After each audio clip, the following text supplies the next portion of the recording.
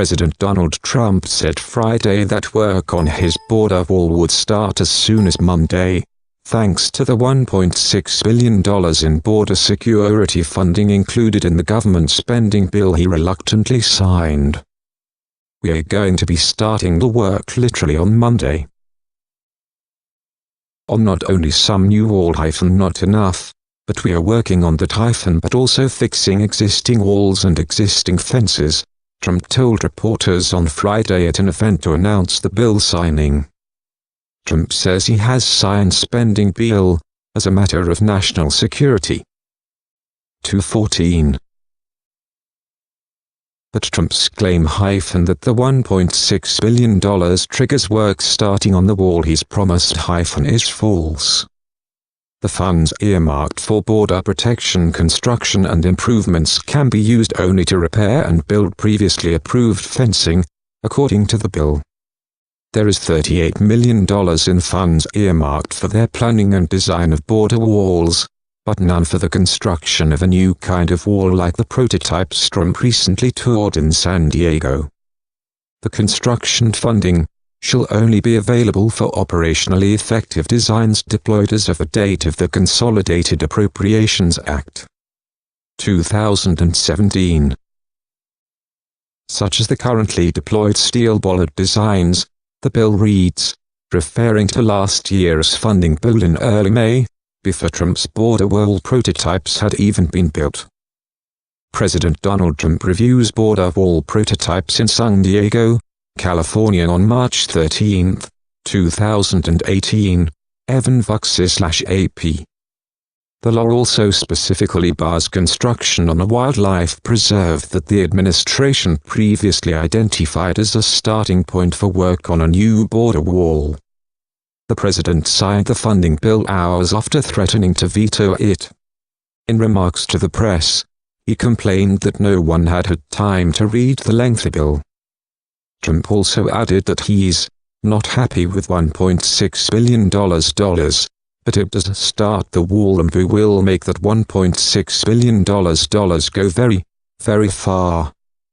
London investigators from Britain's data watchdog on Friday searched the London offices of Cambridge Analytica, the data analytics firm at the centre of a storm over allegations it improperly harvested Facebook data to target United States voters. About 20 officials, wearing black jackets with ICO enforcement on them, arrived at the firm's central London offices soon after a High Court judge granted a search warrant sought by the Information Commissioner's Office, ICO. The officials, who were let into the building by security guards, could be seen checking books and papers through the windows of the second-floor offices on London's busy New Oxford Street, a Reuters witness said. Related. Foreigners worked for Cambridge on NC Senate campaign, ex-staffer says. Elizabeth Dinham, head of the ICO, sought the warrant after a whistleblower said Cambridge Analytica had gathered private information of 50 million Facebook users to support Donald Trump's 2016 United States presidential campaign. Britain is investigating whether Facebook, the world's largest social media network, did enough to protect data. United States lawmakers on Friday asked Facebook chief executive Mark Zuckerberg to come to Congress to explain how the data got into Cambridge Analytica's hands, adding to pressure on the firm, which is under fire from investors and advertisers. Cambridge Analytica harvested data from millions of unsuspecting Facebook users. 224. Separately on Friday, Britain's Guardian newspaper said a former Cambridge Analytica political consultant had accused the company's management of misleading the British public about work it did for a pro-Brexit group before the vote to leave the European Union. Brittany Kaiser, a business development director at the company from 2014 until earlier this year, told The Guardian that Cambridge Analytica carried out data crunching and analysis work for Leave.ai, while publicly denying it was doing so. Aaron Banks, a major donor to Leave.ai, told the newspaper that Leave.air did not receive any data work from Cambridge Analytica, although the UK Independence Party, which also campaigned for Brexit, gave the firm some of its data which the firm analysed. But it was not used in the Brexit campaign. Cambridge Analytica tried to make me pay for that work, but I refused. It had nothing to do with us, Banks was quoted as saying. Related. Hidden camera shows Cambridge Analytica pitching deceptive tactics. Efforts by the ICO to investigate Cambridge Analytica had hit a snag on Thursday after a judge adjourned its application to search the British consultancy group's office by 24 hours. United States and European lawmakers have demanded an explanation of how the British consulting firm gained access to the data in 2014 and why Facebook failed to inform its users, raising broader industry questions about consumer privacy. Facebook Zuckerberg said on Wednesday that his company made mistakes in mishandling data and promised tougher steps to restrict developers' access to data. News analysis. Washington-President Donald Trump lost bigly when Congress voted for a $1.3 trillion spending bill that repudiates many of his top policy goals and much of his rhetoric. He didn't get the money he wanted for a wall on the United States border with Mexico or a provision cutting off federal funds for sanctuary cities. Lawmakers not only ignored his fiscal 2018 budget's elimination of scores of federal programs, they increased spending for many of those on his target list. And Congress provided seed cash for a New York-New Jersey tunnel project that Trump tried to kill. The list of ways in which Congress rejected Trump's priorities save a massive build-up in defense spending is nearly as long as the 2,232-page bill that policy wonks are still studying. More stunning, perhaps, was the way Republicans and Democrats both deemed up to cross out items on Trump's wish list. Almost exactly 3/5 of each party's caucus in the House voted for the so-called omnibus spending bill Thursday, while in the Senate 39 Democrats, 25 Republicans and 1 Independent Senator Angus King of Maine voted for it early Friday morning. Perhaps that helps explain why, after White House officials and congressional Republican leaders swore up and down this week that Trump would sign the bill, he tweeted Friday morning that he was considering a veto of it. After veto threat, Trump signs $1.3 trillion spending bill. 152. Trump found himself in a lose-lose political box. Accept a bill palatable to most Democrats and Republicans but not his base or reject it, and risk more serious political damage by taking an extreme position at a time when his party is facing a tough electoral battlefield for control of the House. That is, things turned out badly for him. But by vetoing a bill that had such broad, bipartisan support, he could have made things even worse. So, grudgingly, he announced at the White House Friday afternoon that he would bless it even as he declared he would never sign another bill like this again. I was thinking about doing the veto, he said. But because of the incredible gains that we have been able to make for the military, that overrode any of our thinking.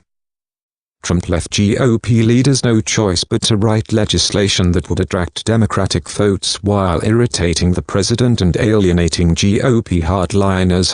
A model that is likely to stick if Trump can't either unify the Republican Party on legislative items or find ways to lure moderate Democrats away from their own leaders.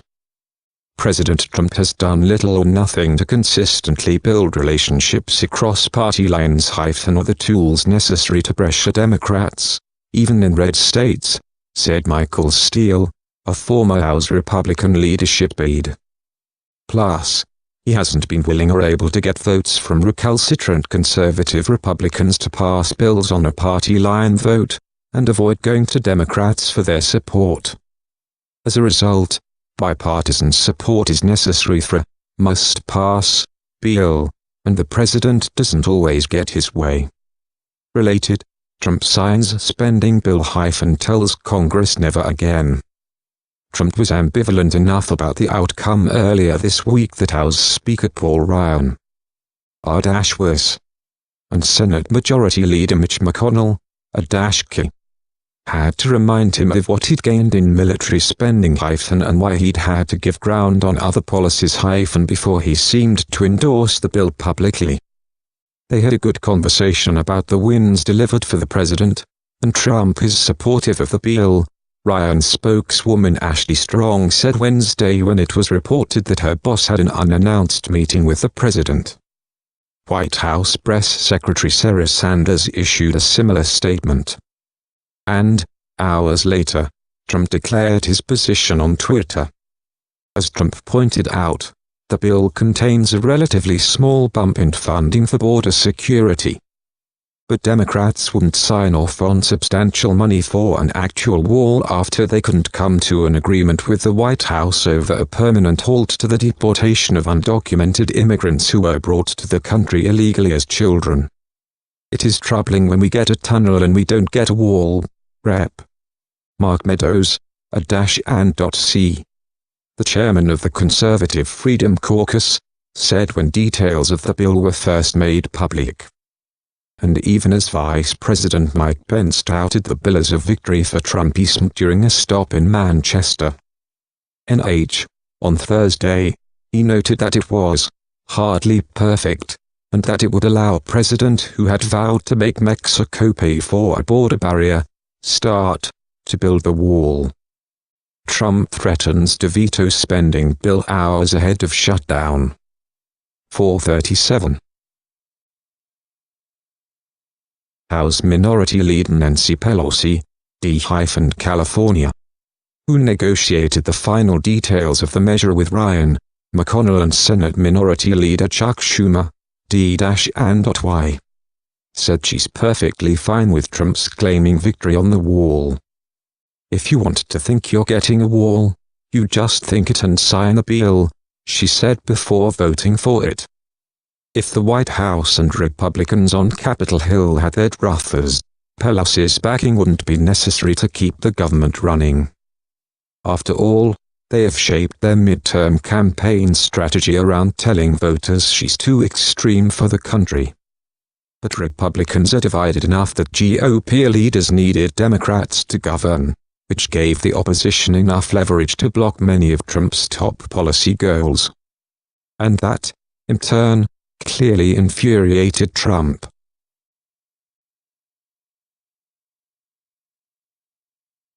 Kenneth Baer, a former associate director of the White House Office of Management and Budget under President Barack Obama, cast the whole situation as a major political failure for the GOP.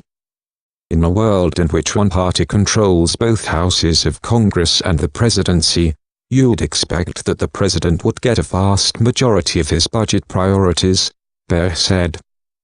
The fact that he did not is a sign of how out of step Trump is from congressional Republicans, how incompetent his White House is - or both.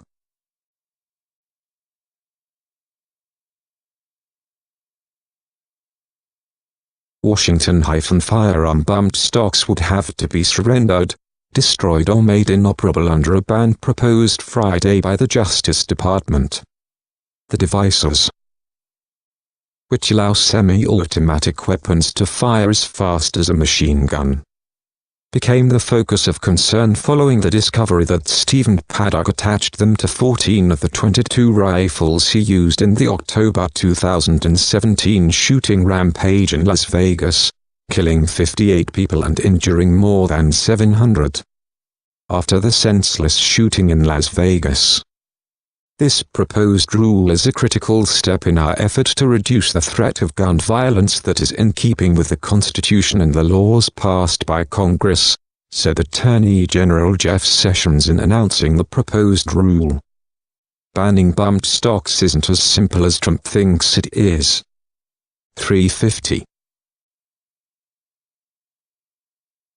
President Donald Trump listed the bump stock ban as one of the measures he would support after February's school shooting in Parkland, Florida. When attached to a rifle, a bumped stock allows recoil action to move the weapon back and forth against the trigger finger. After the first pull, the finger remains stationary and the weapon repeatedly bumps against it. In essence, the rifle then fires itself. The Bureau of Alcohol, Tobacco, and Firearms determined earlier that bumped stocks should not be classified as machine guns, because the weapons they were attached to still required a separate trigger pull for each round fired. But in proposing the new rule Friday, the Justice Department said the earlier ruling does not reflect the best interpretation of the term machine gun. Weapons classified as machine guns are grandfathered and may be kept if they were legally possessed before the Gun Control Act of 1968 was passed.